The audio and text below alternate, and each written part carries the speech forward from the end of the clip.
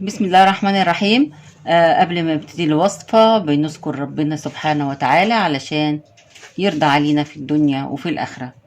اللهم أذقني لذة الخشوع وزد في خضوعي لك وتقبل رجائي في السجود والركوع. اللهم طهرني من كل ذنوبي واقبضني إليك وانت راضي عني واجعلني ممن لا خوف عليهم ولا هم يحزنون، أنا وإنتم وأولادنا وأحبائنا وكل اللي ليهم فضل علينا. آمين آمين آمين. وصلى الله وسلم على سيدنا محمد وعلى آله وصحبه أجمعين. هنعمل بقى وصفة حلوة كده لذيذة كده وخفيفة وسهلة وسريعة. هنحتاج في الوصفة دي حوالي كوباية إلا ربع زبدة، قشطة بلدي أو قشطة علب، أي حاجة. هي دي قشطة بلدي، بس أنت عايز تحطي قشطة علب مفيش مشاكل.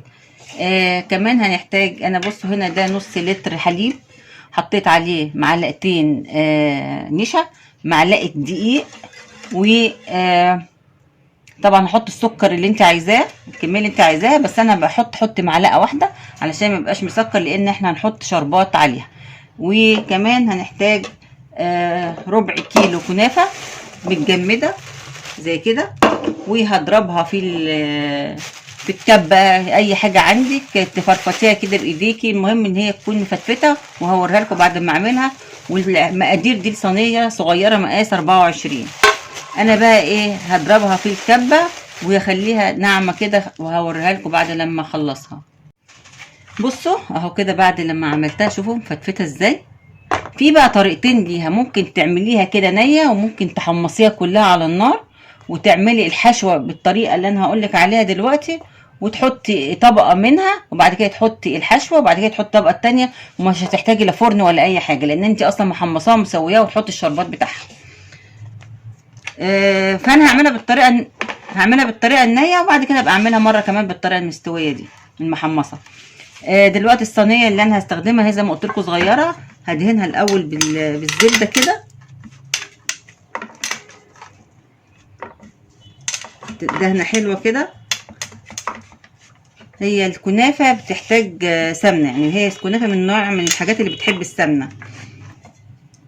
انا ما بحبش بسم الله الرحمن الرحيم، لما بعمل كنافه ما بحبش ادوس عليها او ان انا يعني اضغط عليها جامد، انا بحبها بتبقى مفتفته شويه كده. بصوا طبعا انا ما حطيتش سمنه ولا اي حاجه، ولا حطيت سكر اسمه بودره ولا اي حاجه، اهو كده.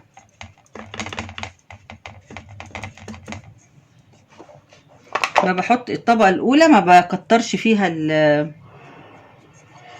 الكنافه، يعني انا مش عايزاها تبقى عاليه وتخينه وكده، لا اهو بعملها كده وبسويها.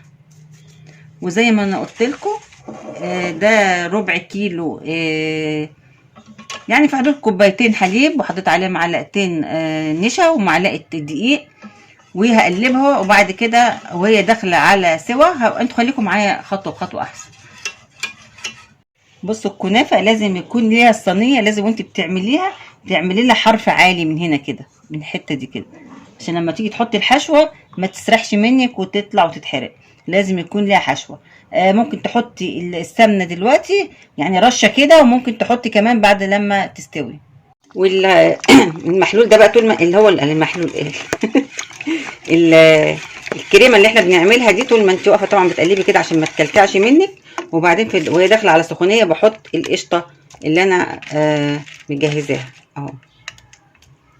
ممكن تكتري اكتر من كده كمان قشطه، انا هكتر، هحط لها حاجه تانية كمان عندي كده، هحطها لها كمان عشان تديك كده يعني طعم حلو وتعزز لك الطعم، تبقى حلوه جدا. انا بقى سيحت الزبده اهو، هحط بقى يعني كبشه كده صغنونه من الكبشات الصغيره كده اهو، هسقيها كده بس على الوش، حاجه خفيفه كده.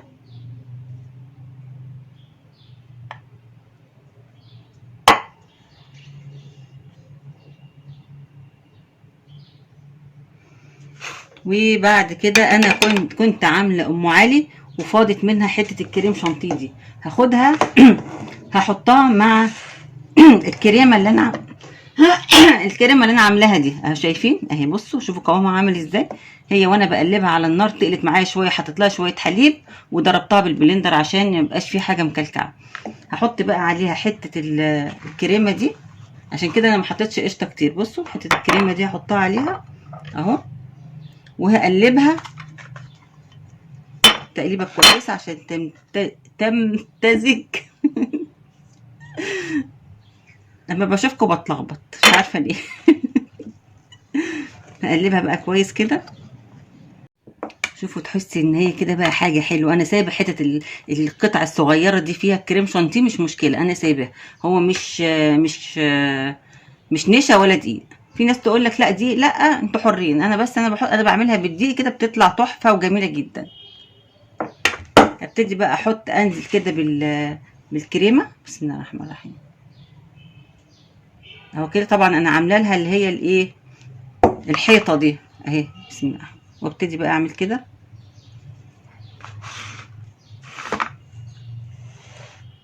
اهو كده.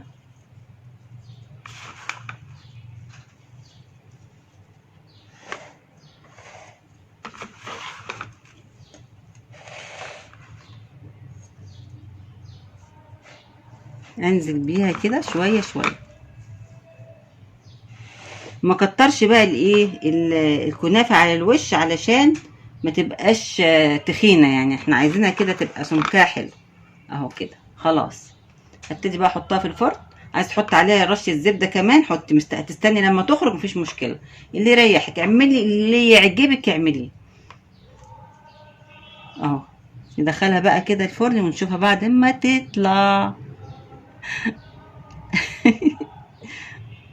بصوا حبيتي ترشي عليها شويه سكر ناعمين على الوش كده يدوكي لون مفيش مشاكل. هو كده كده هتاخد لون. عايز ترشي شويه سكر ناعمين مفيش مشاكل، يعني اي حاجه. انا هحط دلوقتي رشه كمان سمنه كده على الوش حلوه كده زيكم اهو كده. هي خدت حوالي ما خدتش، يعني خدت حوالي نص كوبايه او كوبايه الا ربع من السمنه. وزي ما قلت لكم هي الكنافه بتحب السمنه كتير. وممكن لو لقيتها هتحتاج كمان سمنه لما تطلع من الفرن هحط لها، مش هستخسر فيها ابدا. محبش استخسر في حد حاجه اهو كده. بصوا اهو. يلا يا ستي اشربي سمنه زي ما انت عايزه.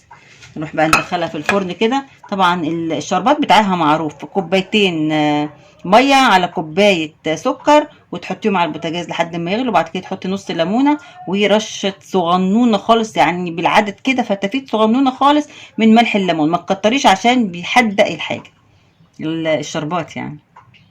والحلو الجميل طلع من الفرن. شايفين برضو واخده اللون الذهبي ازاي؟ لا حطيت سكر بودره ولا حطيت حاجه. يبتدي بقى نسقي. بسم الله الرحمن الرحيم. نبتدي نسقيها بالشربات البارد وهي سخنه. بسم الله الرحمن الرحيم. ونبتدي بقى وهي بقى والشربات ما يكونش خفيف قوي ولا يعني يكون معقول حلو كده اهو. اسقيها واشربي، اسقيها واشربي. اشرب يا عبد العال. رؤيا وسكينة. على فكرة اللون ده، شايفين اللون ده؟ دي كانت حتة زبدة كده على الوش. طبعا انتوا عارفين الزبدة فيها حليب فعملت لسعت شوية الحتة دي. لكن هي بصوا شايفين. نسيبها بقى تشرب كده وتاخد مع نفسها كده وتتبسط. وبعدين كده نبتدي بقى نقطعها وناكلها هم يا جمل. شايفين شكلها؟ بصوا هم شايفين من جوه عامله ازاي؟ شايفين القشطه يا قشطه؟ بصوا بقى ندوق بقى. بسم الله الرحمن الرحيم.